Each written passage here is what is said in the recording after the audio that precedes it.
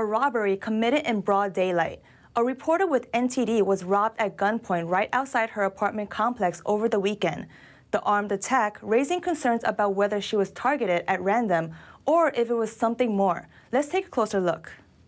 In the southwest area of Washington, D.C., just as NTD's White House reporter Aiyri's Tao stepped outside her building. And this person approached me and just, when I made eye contact with him, he was already pulling out a gun. And then he pointed it at me and asked, oh, give me your phone, give me your phone. She was confronted by a black man covered in black from head to toe with a handgun at around 8:30 in the morning. Then he snatched her phone right out of her pocket and demanded her wallet and laptop. Tao maintained she only had books with her. After that, the man asked for her phone password. I was like looking him in the eye and be like, sorry, I can't. Because I knew that I have very important data information in my phone. Tao refused to give her passcode out. And then he smacked it in my face with his gun, and then he ran away. And then that's when I started yelling, help, help, help. And then two neighbors came out to help me call the police. Tao covers Chinese politics and current events in Washington for NTD. Public safety advisor Jim Fuda says the incident doesn't seem just like a random robbery. It sounds actually pretty targeted to me, especially that time of day.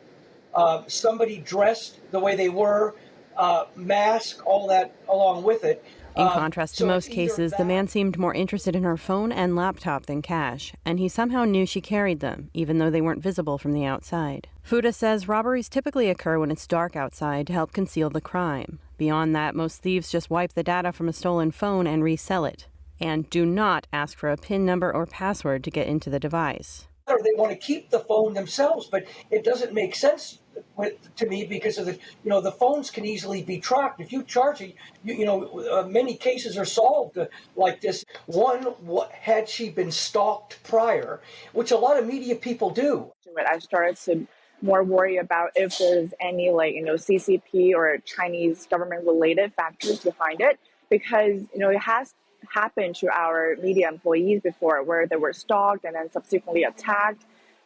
Their computers sought after, their data wanted. So Tao came back from the attack with only a slight injury, but that wasn't the case for Sarah Leong, a Hong Kong reporter for NTD's sister media, the Epoch Times.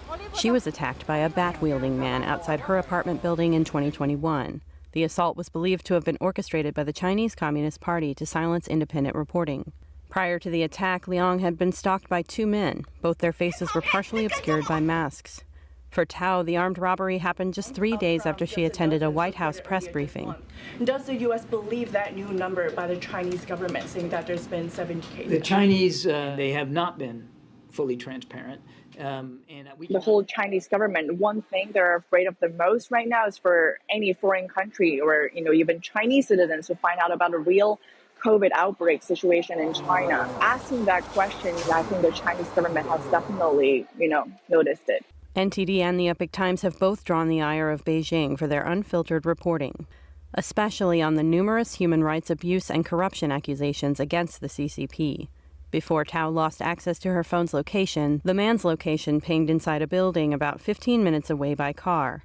Police suspect the man lives nearby since he would have needed security access to enter the building.